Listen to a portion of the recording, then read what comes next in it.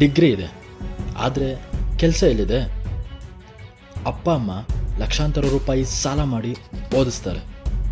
ಇವನು ಕೂಡ ಹಗಲು ರಾತ್ರಿ ನಿದ್ದೆ ಬಿಟ್ಟು ಓದಿ 90% ಮಾರ್ಕ್ಸ್ ಕೂಡ ತೆಗಿತಾನೆ.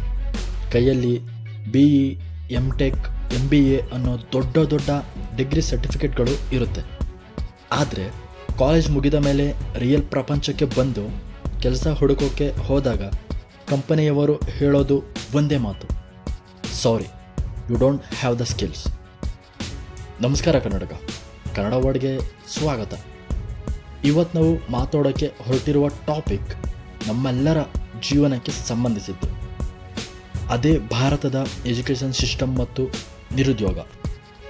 ನಮ್ಮ ದೇಶದಲ್ಲಿ ಪ್ರತಿ ವರ್ಷ ಲಕ್ಷಾಂತರ ಜನ ಇಂಜಿನಿಯರ್ಗಳು, ಡಿಗ್ರಿ ಹೋಲ್ಡರ್ಸ್ ಪಾಸ್ಔಟ್ ಆಗ್ತಾರೆ.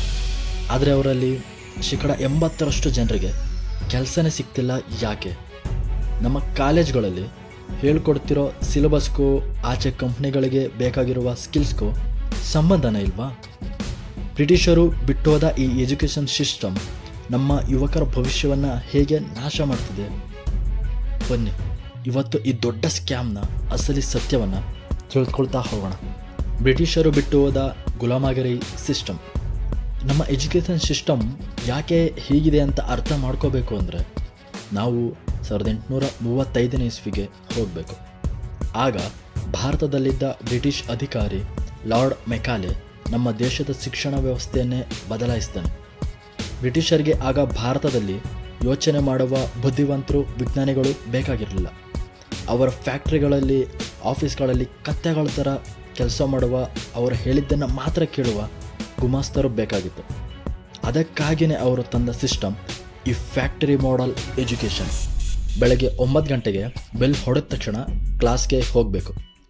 ಟೀಚರ್ ಬೋರ್ಡ್ ಮೇಲೆ ಬರೆದಿದ್ದನ್ನು ತಲೆಗೆ ಹಾಕೋಬೇಕು. ಪರೀಕ್ಷೆಯಲ್ಲಿ ಅದನ್ನೇ ವಾಮಿಟ್ ಮಾಡಬೇಕು. ಯಾರು ಜಾಸ್ತಿ ವಾಮಿಟ್ ಮಾಡ್ತಾನೋ ಅವನೇ ಫಸ್ಟ್ ರ್ಯಾಂಕ್.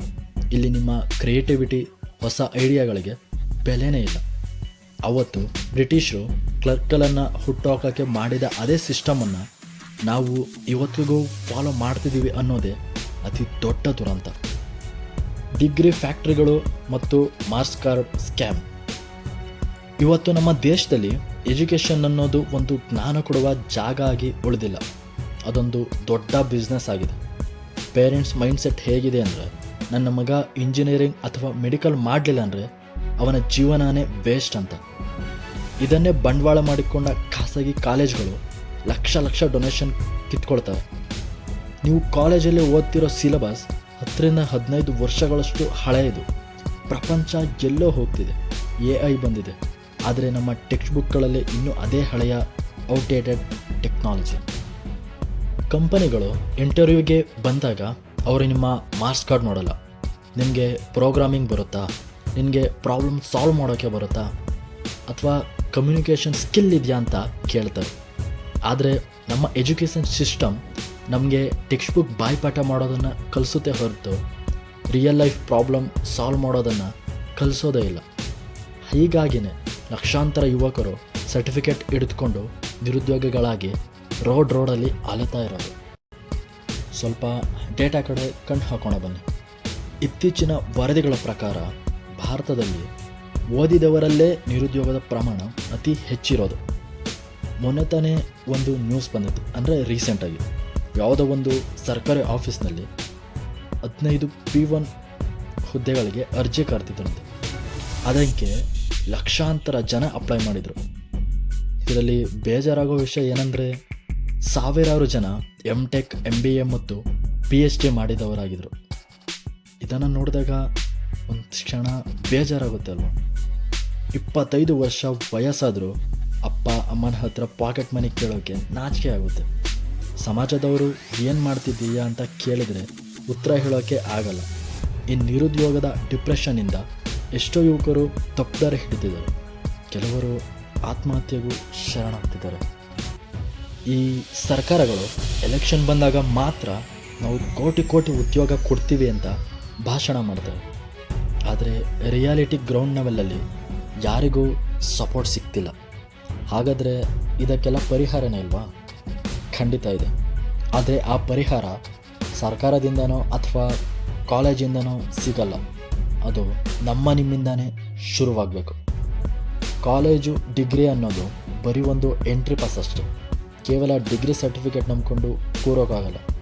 ಇತ್ತೀಚಿನ ಇಂಟರ್ನೆಟ್ ಜಮಾನದಲ್ಲಿ ನೀವೆಲ್ಲ ಮನೆಯಲ್ಲೇ ಕುಳಿತು ಪ್ರಪಂಚದ ಯಾವುದೇ ಸ್ಕಿಲ್ಲನ್ನು ಫ್ರೀಯಾಗಿ ಕಲಿಬಹುದು. ಗೂಗಲ್, ಯೂಟ್ಯೂಬ್ ಈ ಥರ ಪ್ಲಾಟ್ಫಾರ್ಮ್ಗಳಲ್ಲಿ coding, digital marketing, artificial intelligence, video editing ಇದನ್ನೆಲ್ಲ ಫ್ರೀಯಾಗಿ ಕಲಿಬೋದು. ಆದರೆ ನೆನಪಿರಲಿ, ಭವಿಷ್ಯದಲ್ಲಿ ಡಿಗ್ರಿ ಇದ್ದವರಿಗೆ ಬೆಲೆ ಇಲ್ಲ, ಸ್ಕಿಲ್ ಇದ್ದವರಿಗೆ ಮಾತ್ರ ಬೆಲೆ. ಸಿಸ್ಟಮ್ ಸರಿ ಇಲ್ಲ ಅಂತ ಬೈಕೊಂಡು ಕೂರೋದಕ್ಕಿಂತ ನಿಮ್ಮ ಸ್ಕಿಲ್ಸನ್ನು ನೀವೇ ಡೆವಲಪ್ ಮಾಡ್ಕೊಳ್ಳೋದು, ನಿಮ್ಮ ಮುಂದಿನ ದಾರಿಯನ್ನು ನೀವೇ ಸೃಷ್ಟಿ ಮಾಡ್ಕೊಳ್ಳೋದು ಉತ್ತಮ. ಇದಾಗಿತ್ತು ಭಾರತದ ಎಜುಕೇಷನ್ ಮತ್ತು ನಿರುದ್ಯೋಗದ ಬಗ್ಗೆ ಒಂದು ವಾಸ್ತವಿಕ ಚಿತ್ರಣ. ನೀವೇನಾದರೂ ಈ ನಿರುದ್ಯೋಗದ ಫೇಸನ್ನು ದಾಟಿ ಬಂದಿದ್ದೀರಾ ಅಥವಾ ಈಗ ಫೇಸ್ ಮಾಡ್ತಿದ್ದೀರಾ? ದಯವಿಟ್ಟು ನಿಮ್ಮ ಅನುಭವವನ್ನು ಕಾಮೆಂಟ್ ಬಾಕ್ಸ್ನಲ್ಲಿ ಹಂಚ್ಕೊಳ್ಳಿ. ಈ ವಿಡಿಯೋ ಪ್ರತಿಯೊಬ್ಬ ವಿದ್ಯಾರ್ಥಿ ಮತ್ತು ಪೇರೆಂಟ್ಸ್ಗಳಿಗೂ ತಲುಪುವಂತೆ ಶೇರ್ ಮಾಡಿ. ಇಂಥದ್ದೇ ಸಮಾಜದ ಕಣ್ಣು ತರಿಸುವ ವಿಡಿಯೋಗಳಿಗಾಗಿ ದಯವಿಟ್ಟು ನಮ್ಮ ಕನ್ನಡ ವರ್ಲ್ಡ್ ಯೂಟ್ಯೂಬ್ ಚಾನಲ್ಗೆ ಸಬ್ಸ್ಕ್ರೈಬ್ ಆಗಿ ನಮ್ಮನ್ನು ಬೆಂಬಲಿಸಿ. ಧನ್ಯವಾದ.